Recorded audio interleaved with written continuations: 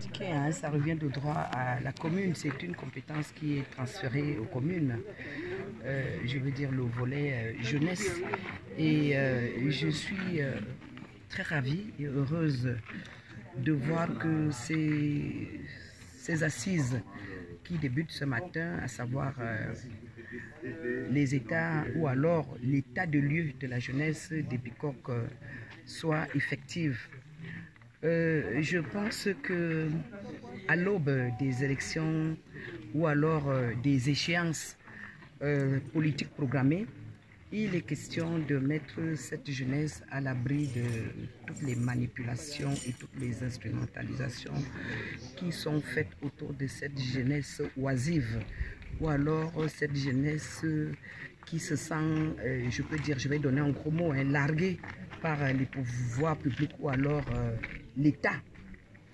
Et j'ai demandé aux jeunes que s'ils veulent qu'on prenne en compte le problème de l'insertion socio-professionnelle, il faudrait qu'ils se structurent, qu'ils s'organisent, qu'ils s'assiedent, qu'ils discutent et qu'ils essayent de voir un peu élaborer une sorte de charte que nous allons adresser à l'état de droit, que nous allons adresser au pouvoir public pour qu'on puisse les entendre, qu'on puisse les écouter, afin de prendre en compte quelles sont leurs attentes par rapport à l'État.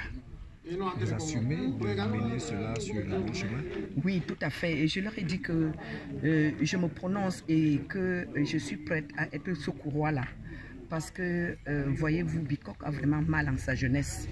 Et ça déteint beaucoup dans le développement des Bicoques, dans même la décentralisation que je dois porter avec cette jeunesse qui est considérée comme le Cameroun de demain.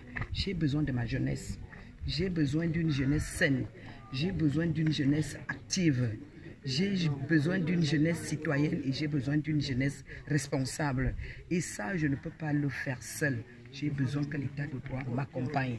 J'ai besoin que les pouvoirs publics m'accompagnent. Et pour ça, je me suis engagée auprès de cette jeunesse-là pour la structurer, pour qu'on mette en place au sortir de ces états généraux, moi je peux dire cet état de lieu de la jeunesse des Bicoques, avec un mémorandum, avec une charte de bonne conduite, un bon réarmement moral et une structure consultative que nous pourrons envoyer en haut lieu pour qu'on puisse les recevoir, parce qu'on ne peut pas aller, comme on dit, à plusieurs, c'est-à-dire je sais qu'il y a plusieurs associations et ces associations-là qui sont des instruments, comme on dit, qui sont utilisés par nos hommes politiques, c'est-à-dire véreux.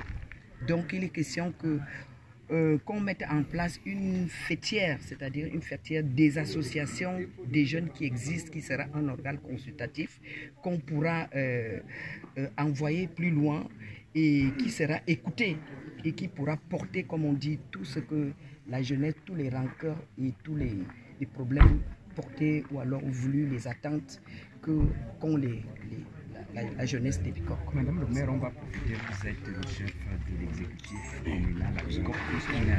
Comment se porte la commune de Bicoque au moment où on est prêt, si possible, à une élection 2025? Oh, mais vous n'avez qu'à voir.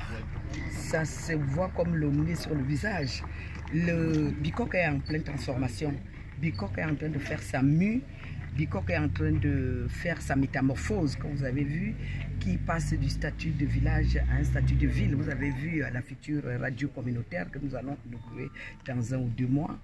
Ceux qui sont venus à Bicoque avant 2020, 2019, ou un peu avant, s'ils revenaient à Bicoque aujourd'hui, je pense qu'ils ne reconnaîtraient pas Bicoque. Vous avez vu que c'est un grand chantier. Il y a des routes, il y a des écoles, il y a des marchés. Bicoque se transforme. Et je pense que Bicoque est conscient du fait que nous devons accueillir le futur Yaoundé, parce qu'on est considéré comme les aires métropolitaines, comme le grand Yaoundé. Donc nous devons nous préparer à recevoir, c'est-à-dire le boom économique et le boom démographique qui est prévu. C'est-à-dire qu'à l'horizon 2030-2035. Donc, je n'ai pas besoin de vous le dire, vous n'avez qu'à voir. que Bicop est en pleine transformation. Je vous remercie. Merci beaucoup.